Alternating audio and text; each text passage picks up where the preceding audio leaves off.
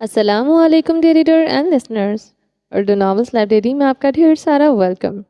رمز جنون کی ایپیسوڈ 92 کا پارٹ 4 لے کر حاضر ہوئی ہوں۔ اگر آپ نے ابھی تک میری اس چینل کو سبسکرائب نہیں کیا تو جلدی سے ابھی سبسکرائب کر دیں، لائک اینڈ شیئر کریں اور اپنی رائے کامنٹ باکس میں لازمی دیں۔ چلیں ویڈیو کو سٹارٹ کرتے ہیں۔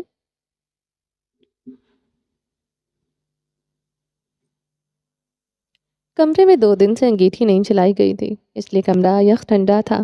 اس مرتبہ بارشیں ضرورت سے زیادہ ہو رہی تھی۔ کل ساری رات بھی بوندا باندی ہوتی رہی تھی۔ اس وقت بھی لوہے اور ٹین کی چھت پر برستی بارش کمرے کی گمبھیر خاموشی کو توڑ رہی تھی، ورنہ 2 دن سے اس کمرے میں گہری خاموشی۔ صوفے پر بیٹھے اپنی ٹانگ جھلاتے اس مرد کی زندگی 2 دن سے عذاب ہوئی تھی۔ 2 دن سے وہ برآمدے میں سوتا رہا تھا، مگر یہاں تو کسی کو پرواہ ہی نہیں تھی۔ التمش نے زمر کو دیکھا جو لوہے کی الماری میں نصب چھوٹے سے آئینے کے آگے کھڑی اپنے چہرے پر بالائی لگا رہی تھی۔ التمش کانزادہ سلگ کر رہ گیا تھا۔ دنیا ادھر کی ادھر ہو جائے، وہ اپنی خوبصورتی پر کمپرومائز نہیں کرتی تھی۔ بیوی کو ٹھیک کرنا ہو تو اس سے بستر علیحدہ کر لو۔ 2 دن سے وہ مولوی کے اس خطاب پر عمل کر رہا تھا۔ اس کی بیوی ڈھیٹ ابن ڈھیٹ تھی، وہ ٹھیک کیا ہوتی، الٹا اس میں مزید خود سری آ گئی تھی۔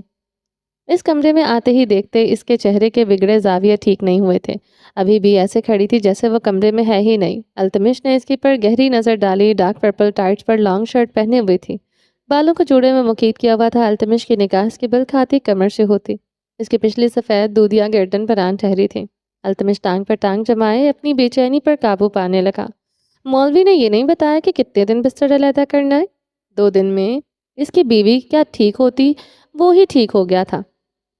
جس بیوی کے پاؤں دیکھ کر ہی مرد بے چین ہو جائے، اس سے 2 دن دور رہنا 2 صدیاں تھے۔ اسے جتنا غصہ زمر کے منہ بنانے پر آتا تھا، اتنا کسی بات پر نہیں آتا تھا۔ وہ اسے مسکراتی ہی اچھی لگتی تھی۔ کتنے دن یہ منہ بنا رہے گا؟ بلاخر وہ 2 دن بعد خاموشی ٹوٹ گئی تھی۔ جواب ندارد۔ دوسری طرف بلا کی خاموشی چھائی تھی۔ کیا پوچھ رہا ہوں میں؟ سگریٹ سلگاتے اب کی بار پوچھا۔ وہ اچھی طرح اپنے چہرے پر بالائی کی مساج کرتے اپنے لمبے بالوں میں برش کرنے لگی۔ ایک اور خاموش بار۔ اس کے بالوں پر مرتا تھا۔ پسندیدہ عورت کے پاس مرد کو زیر کرنے کے سارے اختیارات ہوتے ہیں، بلکہ مرد کو انگلیوں پر نچانے کے سارے گن ہوتے ہیں۔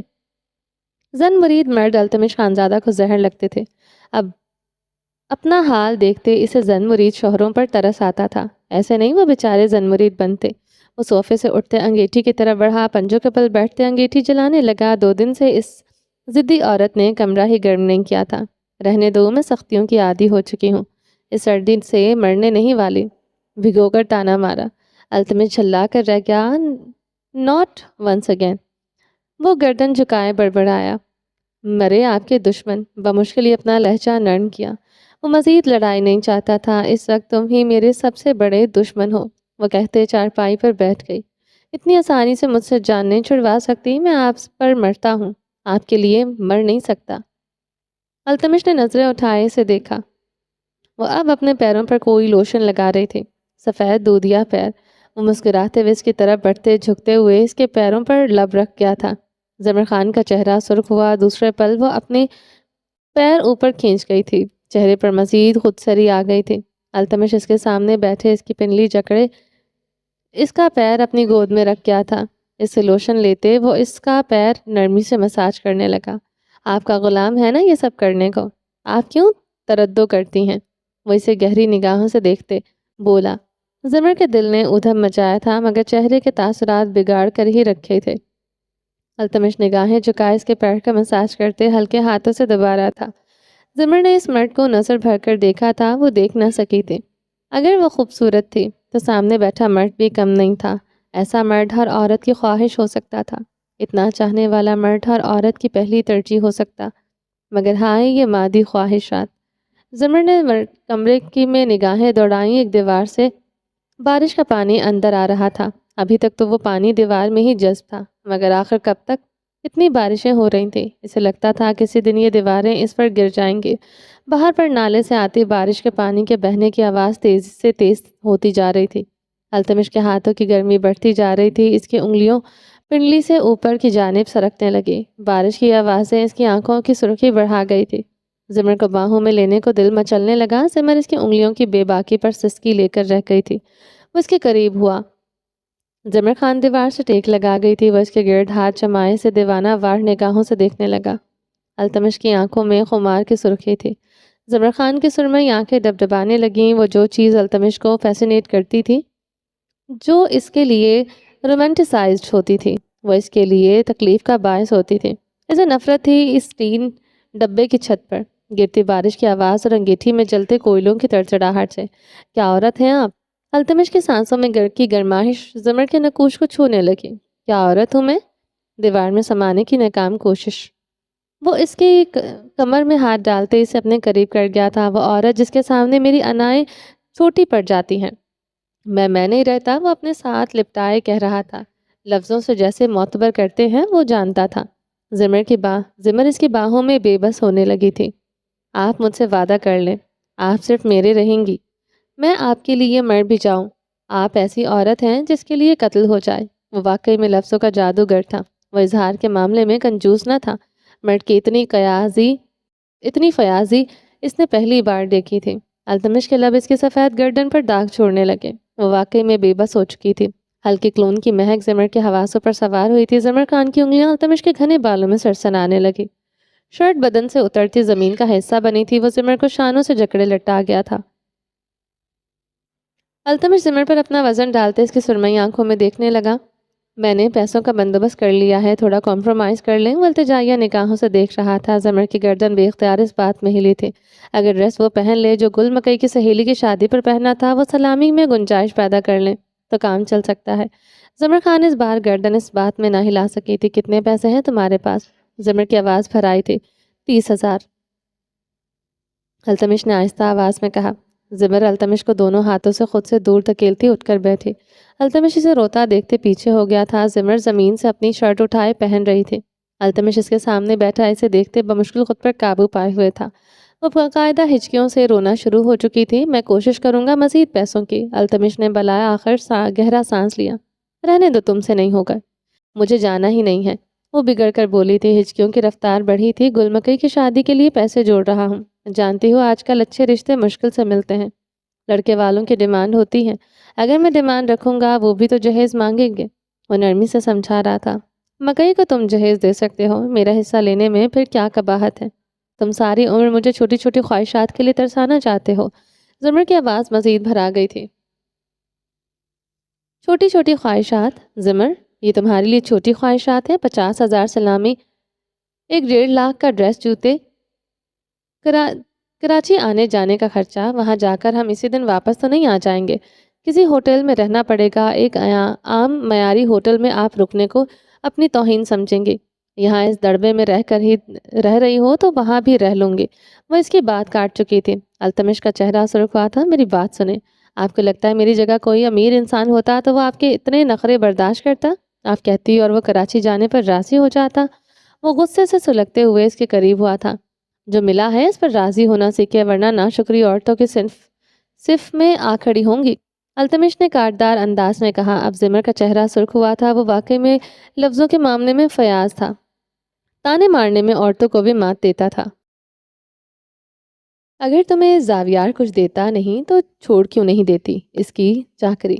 مرد بنو، جاؤ کام کرو، فقیروں کی طرح زندگی کب تک گزارو گے؟ وہ مرد ہو کر تانے مار سکتا تھا تو وہ پھر عورت تھی، وہ کیوں پیچھے رہتی؟ کب کرتا ہوں اس کی چاکری؟ بتاؤ مجھے، تمہارے سامنے سارا دن لیپ ٹاپ لے کر بیٹھا رہتا ہوں، تم سو جاتی ہو، رات کو بھی کام کرتا ہوں، نہیں مل رہی نوکری، جہاں مل بھی رہی آنے جانے میں ہی سارے پیسے خرچ ہو جائیں گے، جوان بیوی اور بہن کو اکیلا چھوڑ کر دوسرے شہر چلا جاؤں، یہ چاہتی ہوں؟ وہ اس کا بازو دبوچے پوچھ رہا تھا۔ چلے جاؤ، سب مرد یہ کرتے ہیں، تم نوکری نہیں ہو، فقیروں کی طرح زندگی گزارنے سے تو بہتر ہے۔ التمش نے گہری سانس لیتے اپنے اشتعال کو اندر دبایا تھا۔ فقیروں کی طرح زندگی گزار رہی ہو تم؟ التمش کی آنکھوں کی سرخی گہری ہوئی تھی۔ وہ ہم سے بہتر ہیں۔ زمر خان نے ہچکی لیتے شال سے اپنی ناک پوچھی تھی، گال، ناک، آنکھیں رونے سے سرخ ہو گئے تھے، ایسے رو کر وہ اسے تڑپاتی تھی۔ غصہ اندر دبانے پر وہ مجبور ہوا تھا۔ انڈے، دودھ، گوشت وافر مقدار میں اس گھر میں ہوتا ہے، سارا دن آپ بستر سے پیر نہیں اتارتی، فقیر ایسے ہوتے ہیں تو کیا بات ہے آج کل کے فقیروں کی؟ التمش کے طنزوں پر زمر خان کا خون بھڑکا تھا۔ وہ پھر سے عورتوں کی طرح تانے مار رہا تھا۔ جتاؤ احسان، جتنا جتا سکتے ہو، کچھ دن پہلے جو مجھے شاپنگ کروائی تھی وہ بھی بتا دو کتنے پیسے تھے، کتنے میری ذات پر خرچ کیے ہوتے ہیں؟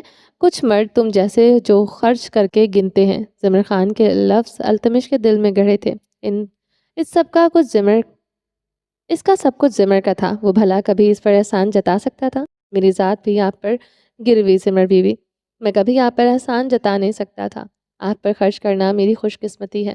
جتنے پیسے کہیں گی ہو جائے گا بندوبست۔ وہ چارپائی سے اٹھتا باہر کی جانب بڑھ گیا تھا۔ زمر خان تکیے پر گرتی بلک بلک کر روتی تھی۔ وہ کبھی پیسوں کے لیے اپنے شوہر سے لڑے گی، روئے گی، اس نے کبھی نہیں سوچا تھا۔ خود کو خاص سمجھنے والی زمر کو اپنا آپ ایک عام عورت سے بھی بدتر لگ رہا تھا۔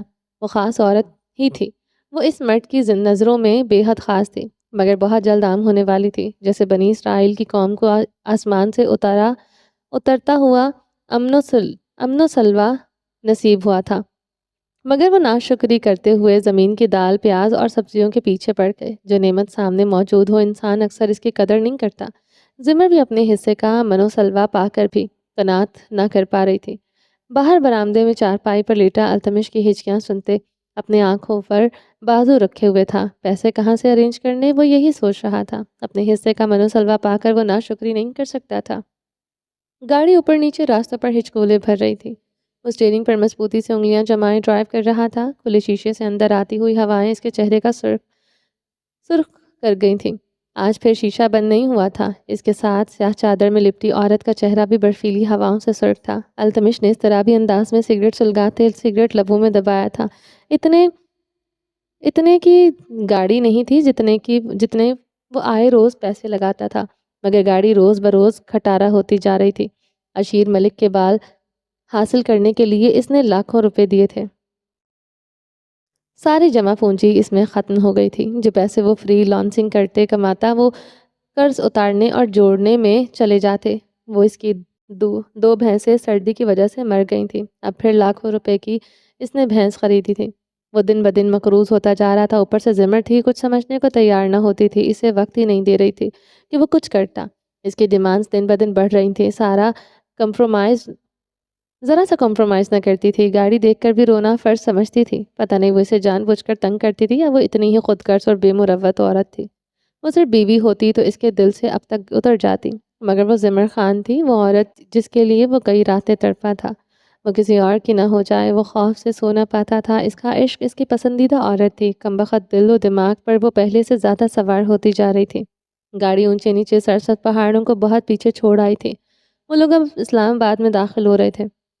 زمر خان کی ڈیمانڈ تھی وہ سنٹورس سے ہی شاپنگ کرے گی، اور التمش خانزادہ کا خون خشک ہو رہا تھا۔ پتہ نہیں وہ کس کس چیز پر ہاتھ رکھے گی۔ وہ فی الوقت 1 لاکھ کا ہی بندوبست کر سکا تھا۔ گاڑی سنٹورس کے پارکنگ الاٹ میں داخل ہو رہی تھی۔ سنٹورس مال کے بلند و بالا عمارتیں، شیشے کی چمکتی دیواریں دور سے ہی روشنیوں میں نہاتی ہوئی ایک شاہکار عمارت کا منظر پیش کر رہی تھی۔ اندر داخل ہوتے ہی خوشبوئیں، جگمگاتی روشنیوں اور دنیا بھر کے برانڈز کی رونق آدمی کو اپنی طرف کھینچ لیتی تھی۔ کشادہ راہداریاں، بلند چھتیں اور جدید طرز کی تزئین و آرائش اس جگہ کو کسی مغربی ملک کا مارکیٹ سکوائر بنا دیتی تھی۔ التمش بار بار اپنی گھنی مونچھوں پر انگلیاں پھیرتے اپنے اندر کے اضطرار پر قابو پا رہا تھا۔ جس طرح زمر خان رک رک کر دکانوں کے باہر شیشے کے برانڈز ڈریسز کو حسرت بھری نگاہوں سے دیکھتی، التمش کو اپنا آپ ردی لگنے لگتا۔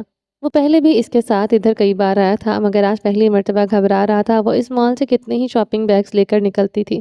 التمش کا بس چلتا وہ پورا مال ہی اس عورت کے لیے خرید ڈالتا۔ وہ اپنی آف وائٹ شال کندھوں پر جھٹکتے ہوئے زمر کی طرف بڑھا تھا، جو ایک دکان کے باہر کھڑی کسی برانڈڈ بیگ کو دیکھ رہی تھی۔ چلو جو لینا ہے وہ لو، سرد انداز میں وہ بولتے آگے بڑھ گیا تھا۔ وہ زمر خان کی سرمئی آنکھوں میں خود کو مزید ردی ہوتے نہیں دیکھ سکتا تھا۔ وہ یوں حسرت بھری نگاہوں سے ہر چیز کو دیکھتے اسے بے مول کر رہی تھی۔ وہ بے مول ہو رہا تھا۔ زمر خان ایک مخصوص ہیوی کپڑوں کے برانڈ کی دکان میں داخل ہوئے۔ التمش گہرا سانس بھر کر رہ گیا تھا۔ وہ ریک میں ٹنگے مختلف ڈریسز دیکھنے لگی۔ التمش کے دل کو دھکا سا لگا تھا۔ وہ ڈریسز کے ٹیگز دیکھتے قیمت دیکھ رہی تھی۔ التمش کو اپنا آپ مزید ناکارہ لگنے لگا تھا۔ اس نے کبھی زمر کو پرائز ٹیگ دیکھتے نہیں دیکھا تھا۔ التمش خانزادہ نے اپنی جیب میں ہاتھ ڈالا۔ 1 لاکھ اسے بہت ہلکی رقم لگی تھی، اپنی ذات کی طرح بہت ہلکی۔ کتنے مرد اپنے ساتھ آئی ہوئی عورتوں کو شاپنگ کروا رہے تھے۔ سوٹ پسند کیا جاتا، کاؤنٹر پر دی جاتا، کارڈ سے پیمنٹ ہوتی۔ یہاں پر यहाँ प्राइस टैग कोई भी चेक नहीं कर रहा था। ज़मर खान ने गीली आंखों से अल्तमिश की तरफ देखा। वही एहसास कमतरी जो वो महसूस कर रहा था वही इसे ज़मर की आंखों में नजर आई थी। अल्तमिश की गर्दन में गिलती सी उबरकर मासूम हुई थी। वो आहिस्तगी से चलती इसकी तरफ आई। यहाँ मेरे लिए कुछ नहीं, वो कहती इस बड़ी सी दुकान से निकल गई थी। अल्तमिश का चेहरा धुआं धुआं हुआ था। चेहरा ऐसे हुआ जैसे किसी ने सफ़ेद पेंट कर दिया हो। वो औरत इसकी औकात दो कोड़ी करके रख देती थी। अल्तमिश को धड़ धड़ शॉपिंग करने वालों से हसद महसूस हुआ। ज़िमर खान ने इसे जिस जज्बे से रोशनास करवाया था वो था हसद। बड़ी बड़ी गाड़ियों से उतरते सूट बूट पहने लोगों से हसद, बिना सोच समझ कर खर्च करने वालों से हसद। अल्तमिश ने अपनी शॉल एक बार फिर से कंधों पर झटकी थी। अपनी जेब से क्रेडिट कार्ड निकाला। अल्तमिश खानजादा के हाथ कांपने लगे। करोड़ों रुपए इसके अकाउंट में कुछ दिन पहले ही मुंतकिल किए गए थे। अशीर मलिक की दी हुई रकम, जिसमें से एक एक पाई भी खर्च करता तो वो बिन मौत मर जाता। मगर बात आज ज़िमर खान पर आ गई थी। वो पसीने में नहलाया। अगले ही लम्हे वो कार्ड वापस करके इसके पर्स में था। इसने अपने कंधों पर शाल झटकी। नकूश सख्त हुए। खुददारी अना पर वो कभी कॉम्प्रोमाइज़ नहीं कर सकता था। अशीर मलिक की दी हुई दौलत पर हज़ार बार लानत। खुददार इंसान के पास खोने को बहुत कुछ हो सकता है मगर छपने के लिए कुछ नहीं होता। वो भी गर्दन अकड़ाए इस शीशों वाली दुकान से निकल आया था जहाँ सांस बंद हो रही थी। जो खरीदना है बताएं वरना चलते हैं, सिमर खान की तरफ बैठते खुश्क लहजे में कहा, जिसकी आंखें और नाक सुर्ख थी। वो अपनी कम मायगी पर नहीं, इसकी कम मायगी पर रोती थी। क्या खरीदूं, सब कुछ मेरी पहुंच से बाहर है, भीगी आवाज़ में कहा। यूं कहें तुम्हारी औकात नहीं कुछ भी दिलवाने की। इतने अच्छे अल्फाज सुनने की मुझे आदत नहीं है। अल्तमिश ने थोड़ा सा झुकते हुए इसके बाजू को सख्ती से जकड़े अपने करीब किया था। ज़िमर खान को इसकी उंगलियां अपने बाजू में घुपती हुई महसूस हुई थी। एक आंसू यहाँ और निकला और भूल जाओ। एक आंसू यहाँ और निकला तो भूल जाऊंगा। आप मेरी बीवी हैं, खुदा कसम घसीटते हुए लेकर जाऊंगा। वो इसकी आंखों में आंखें डाले कह रहा था। मुझे बेइज्जत करोगे, खुद बेइज्जत हो जाओगे। बीवी हूँ तुम्हारी, अपना बाजू छुड़वाने की नाकाम कोशिश की। इस तरह दरिया बहाकर आप कौन सा मेरी इज्जत में इजाफा कर रही हैं। भूले मत, मैं अब आपका गार्ड नहीं, शौहर हूँ, और शौहर नामी बला से बचकर रहें। मेरी हो चुकी हैं, इसी ज़ौम में आपका गला दबा दूंगा। आप इसकी धमकी पर ज़मर खान की आंखें फैली थी। वो बेयकीन हुई थी, वही अल्तमिश खानज़ादा हूँ जिससे आप पनाह मांगती हैं। कभी आप भी पनाह मांगती थी। अल्तमिश ने इसके चेहरे पर तकलीफ के असरात देखते इसके बाजू को अपनी गिरफ्त से आज़ाद किया था। पहली मर्तबा शॉपिंग पर लाए हो, ये सलूक कर रहे हो, भीगे लहजे में कहते इस पर शिकवा की ना निगाह डाली। वलब भींच गया था, अब आपको मज़ीद रद्दी होने से बचा रहा था। यहाँ खड़े होकर वो खुद लफ्ज़ों से जो सो जूते मारती। इससे पहले ही वो इसके लिए वो बन गया था जो वो था नहीं। अपनी दो कौड़ी की औकात वो इससे आखिर कैसे छुपाता। वो इसे इसकी मर्जी का कुछ भी दिलवाने के काबिल नहीं था। मुझे कुछ नहीं लेना, मैं पुराना ड्रेस पहन लूँगी। निगाहें झुकाए कहा, स्याह शॉल से भीगी आंखें रखनी। वो चाहता था वो कॉम्प्रोमाइज़ करे, मगर आज इसका कॉम्प्रोमाइज़ करना भी इसे चुभ गया था। सामने खड़ी औरत इसे सिर्फ एहसास से कमतरी में मुब्तला कर सकती थी। वो फिर से दो कौड़ी का हुआ था। सरमई आंखों से बहते आंसू इसे अभी अपने दिल से करते महसूस हो रहे थे। कुछ कम पर राजी हो जाएं। अल्तमिश का लहजा नरम हुआ। पहली बार इस मॉल में इसकी बीवी की हैसियत से आई थी। खाली हाथ जाती वो ताउम्र आग में जलता। क्या लूँ, कितने पैसे हैं तुम्हारे पास? शॉल से सुर्ख होती नाक रगड़ते हुए पूछा। इस वक्त वो मिडिल क्लास बीवी लगी थी जो अपने शौहर की जेब के मुताबिक खर्च करती है। 1 लाख है, रास्ते से पेट्रोल भी डलवाना है, आपको खाना भी खिलाना है, इसके बाद देख लें कितने बचते हैं। अल्तमिश ने इसके गाल से बहते आंसू नरमी से अंगूठे के पूरों से साफ किए। ज़मर खान भीगा सा हंस पड़ी थी। क्लिफ्टन छठी थी, औरत थी ना, अपना घर बचाने की खातिर लाखों बार सरेंडर करती है। कौन था इसका? जो थे इन्होंने ही मुंह मोड़ लिए थे। खुद को बदलना आसान न था। वो बदलती थी मगर कुछ ना कुछ ऐसा होता था वो वही बन जाती थी जो वो असल में थी। ज़मर खान एक और दुकान की तरफ बढ़ गई थी। वो अभी भी प्राइस टैग चेक कर रही थी मगर अब वो अल्तमिश को छोटा महसूस नहीं करवा रही थी। ज़मर के चेहरे पर एहसास से कमतरी दूर हुई तो वो अल्तमिश का कद ऊंचा हो गया। वो पैसों का हिसाब रखते पूरी समझदारी बरत रही थी। मिडिल क्लास बीबी की तरह इसने अल्तमिश की जेब में 1 रुपया नहीं छोड़ा था। 2000 का पेट्रोल और 5000 का खाना। पेमेंट करने के बाद अल्तमिश के पास सिर्फ 7000 बचे थे। अल्तमिश हंस दिया। वो अब सेंटोरस मॉल में एक फ्लोर पर खाने की टेबल पर बैठा था। सिमर अभी भी पैसों के हिसाब के से ऑर्डर कर रही थी। अब की बार अल्तमिश का कहका गूंजा था। بل پورے 5,000 کا ہی بنا تھا۔ Thank you. التمش نے زمر خان کی طرف جھکتے ہوئے کہا۔ اس لیے؟ زمر نے اسے تحیر سے دیکھا۔ 2,000 میری جیب میں چھوڑنے کے لیے؟ وہ مسکرایا تھا۔ زمر کے چہرے کے زاویے بگڑے۔ غریب آدمی، وہ چلائی۔ اب کہاں غریب میں؟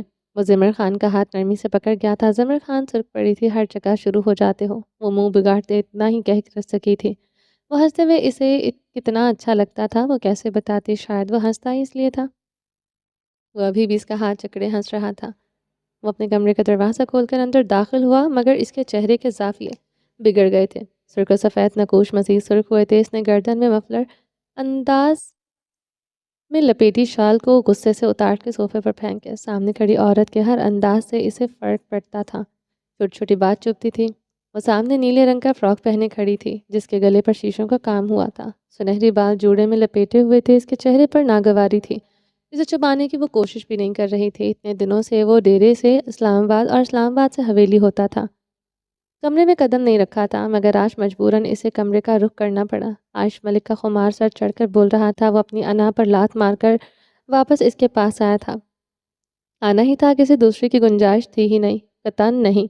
وہ عائش کی طرف بڑھا جو ڈریسنگ ٹیبل کے دراز سے کچھ تلاش کر رہی تھی۔ اس کا چہرہ سرخ ہو رہا تھا۔ زاویار خانزادہ اس کے پاس آن کھڑا ہوا تھا۔ کیوں آئے ہیں؟ عائش کے لہجے میں بھی ناگواری تھی۔ میرا کمرہ ہے یہ اور تم بھی میری ہو، میری ملکیت۔ وہ عائش کے کمر میں ہاتھ ڈالتے اپنے قریب کر گیا۔ اسے خاص طور پر اپنا ہونے کا چتایا تھا۔ کیا چاہیے؟ عائش اس کے چوڑے سینے پر ہاتھ رکھے ہوئے تھی۔ جو چاہیے باخدا پوری دنیا میں تمہارے علاوہ کہیں نہیں مل سکتا۔ زاویار خانزادہ اس کے اندر بغور دیکھتے گمبھیر لہجے میں بولا۔ جو چاہیے سمجھ گئی ہوں۔ سردار زاویار خانزادہ کو آج کس چیز نے کمرے میں آنے پر مجبور کیا؟ وہ تلخی سے مسکرائی۔ ظاہر ہے میری ہر ضرورت کا تعلق تم تک ہی جاتا ہے۔ کوئی دوسرا ہے تو بتا دو، اس کے پاس چلا جاتا ہوں۔ وہ عائش کے چہرے پر اتنی ناگواری کی وجہ ڈھونڈ رہا تھا۔ وہ جتنا مرضی بیزار ہو لے، جتنا مرضی ایٹیٹیوڈ دکھا لے، اس کی ایک گھوری پر سیدھی ہو جاتی تھی۔ اس کے قریب آنے پر یوں پگھلتی تھی جیسے دھوپ میں رکھی برف۔ وہ اس کی قربت، اس کی نزدیکی پر آج بھی لمحہ بھر کو گھبرا جاتی تھی۔ زاویار خانزادہ سے وہ آج بھی ڈرتی تھی، مگر آج آنکھوں میں نفرت کی عجب سی کاٹ تھی جو زاویار خانزادہ کو اندر سے کاٹ گئی تھی۔ دوسرا ڈھونڈ لیں، آپ کے لیے کمی ہے؟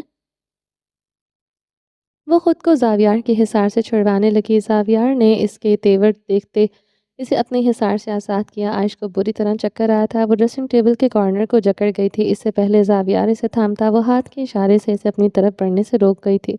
وہ رک گیا تھا، وہ کبھی نہ رکتا، مگر نیلی آنکھوں میں نفرت کی گہری رمق تھی۔ عائش نے اسے دیکھتے دروازے سے کچھ میڈیسن نکالتے اس کا پھکا مارا تھا۔ وہ پانی کا گلاس لبوں سے لگاتے وہ گولیاں نگل گئی۔ زاویار خانزادہ دور کھڑے اس کے تیور دیکھ رہا تھا۔ وہ مشکل سے ہی اس کے یہ تیور ہضم کر رہا تھا۔ عائش چکراتے ہوئے بیڈ کی طرف بڑھتے بیڈ پر بیٹھی۔ زاویار کو اندازہ ہوا تھا اسے بخار ہے۔ اسے چھونے سے اسے لگا تھا اس نے کسی آگ کو چھو لیا ہو۔ کس چیز کی میڈیسن ہے؟ کہیں خودکشی تو نہیں کر رہی؟ وہ ڈریسنگ ٹیبل سے ٹیک لگا کے آتا۔ میرا آپ کی ہونا ہی خودکشی ہے۔ اس کے لیے کسی بھی میڈیسن زہر کی ضرورت نہیں ہے، اس نے نگاہیں اٹھائے کہا۔ زاویار خانزادہ کی آنکھوں کی سرخی پر حیران ہوا تھا۔ کیا بات تھی جو عائش کی آنکھوں کو لال کیے ہوئے تھی؟ ڈر خوف اس کے چہرے پر تھا ہی نہیں، اس لیے سامنے بیٹھی عورت کو ڈرانے کا کوئی فائدہ نہیں تھا۔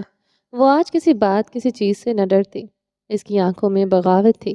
کیا ہوا ہے؟ شرافت کا مظاہرہ کرتے پوچھا۔ زنیشا کے کمرے میں کیا کر رہے تھے؟ عائش سوال کرتے ہوئے بیڈ شیٹ کو مٹھیوں میں دبوچے ہوئے تھی۔ آنکھیں سٹل زاویار کی آنکھوں میں گڑی تھی۔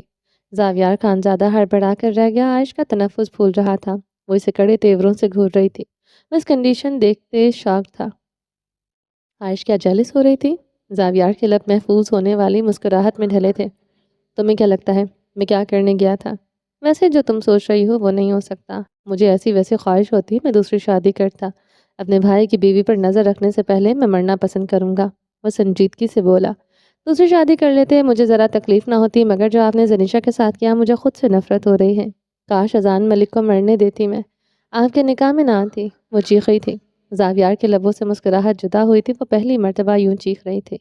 عائش کے چیخنے سے زیادہ اس کے لب و لہجے کی نفرت پر وہ بھٹی کی طرح سلگا۔ کیا کہا ہے تم نے؟ تم سے زنیشا نے؟ وہ اس کی طرف بڑھتے اس کے قریب آن کھڑا ہوا تھا۔ اس نے کیا کہنا تھا؟ میں نے خود دیکھا۔ زنیشا کی کلائی پکڑے کیسے گھسیٹ کر لے جا رہے تھے۔ کیسے گھسیٹ کر لے جا رہا تھا؟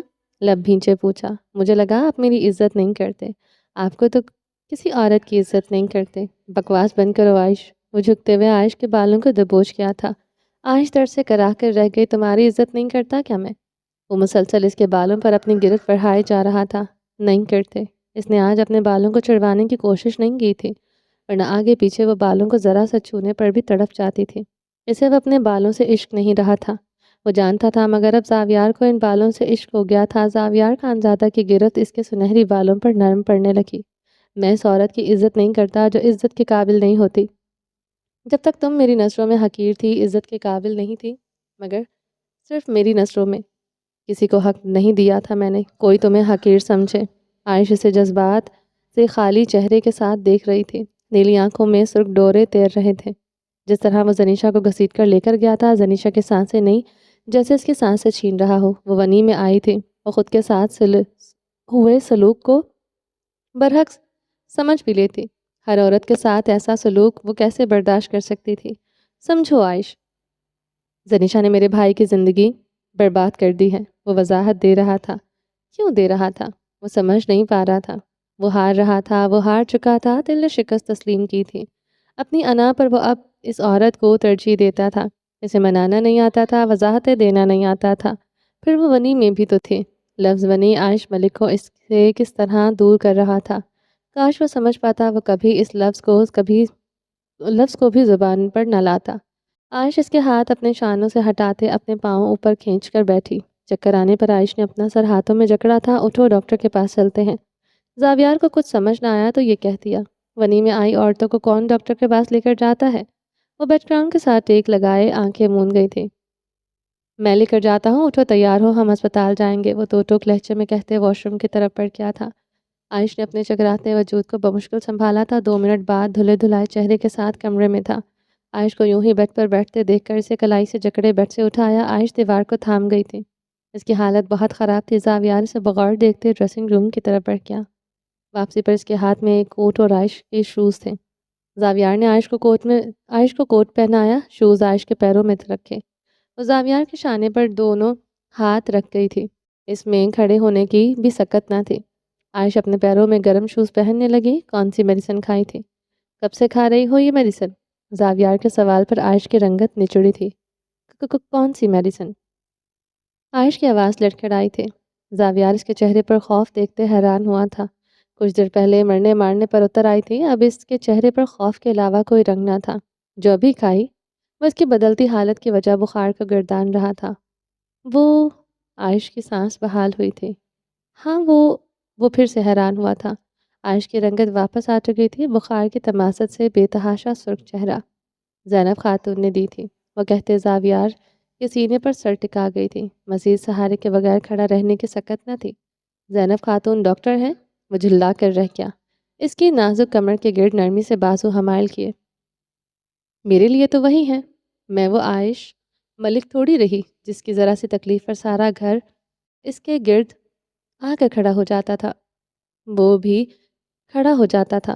نیم بے ہوشی میں جاتے اس کے لب لڑکھڑائے تھے۔ کون کھڑا ہو جاتا تھا؟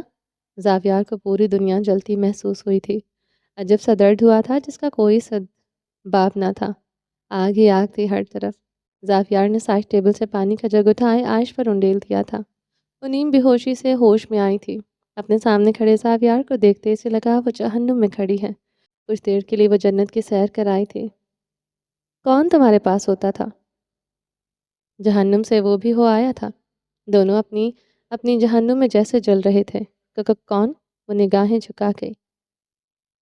آنکھوں میں دیکھو میری۔ وہ غرایا۔ اب کی بار عائش کو چھوا نہیں تھا۔ وہ بمشکل اپنے قدموں کے سہارے کھڑی تھی۔ کبھی کوئی تیسرا ان کے بیچ غلطی سے بھی آ جاتا تو سامنے کھڑی عورت اس سے بڑھ کر شفاق کسی کو نہ پاتی۔ اذان ملک کے علاوہ کون ہو سکتا ہے بھلا؟ نیلی آنکھوں سے سیلابی ریلا بہنے لگا۔ مرد کو ماں صرف عورت کے آنسو ہی دے سکتے ہیں۔ وہ عورت کے آنسو میں چھپا سچ کبھی جان نہیں سکتا تھا۔ عائش ملک کی آنکھیں دھندلا گئی تھیں۔ وہ دھندلاہٹ کے اس کے پار شاہویر ملک کی چھبی نہیں دیکھ سکا تھا۔ جس چیز کا گمان نہیں کر سکتا تھا وہ بھلا کیسے دکھائی دے سکتی تھی؟ عائش بھیگی کھڑی اب کانپ رہی تھی، بری طرح سردی سے ٹھٹھرتی ہوئی۔ وہ اپنی پیشانی انگلیوں سے مسلتے پھر سے ڈریسنگ روم کی طرف بڑھ گیا تھا۔ واپسی پر عائش کا گرم سوٹ تھا۔ وہ دھیرے دھیرے عائش کے وجود سے گیلے کپڑے اتارتے اسے کپڑے پہنانے لگا۔ وہ اب اس کے وجود پر گرم شال اڑا رہا تھا۔ عائش کا ہاتھ پکڑتے وہ کمرے سے باہر نکل آیا تھا۔ چلیں جی، باقی کا نیکسٹ ایپیسوڈ میں کنٹینیو کریں گے۔ امید ہے آپ کو یہ ایپیسوڈ پسند آئی ہوگی۔ چینل کو سبسکرائب نہیں کیا تو جلدی سے بھی سبسکرائب کر دیں، لائک اینڈ شیئر کریں اور اپنی رائے کامنٹ باکس میں لازمی دیں۔ اپنا ڈھیر سارا خیال رکھیے گا، دعاؤں میں یاد رکھیے گا۔ ملتے ہیں نیکسٹ ایپیسوڈ کے ساتھ، تب تک کے لیے اللہ حافظ۔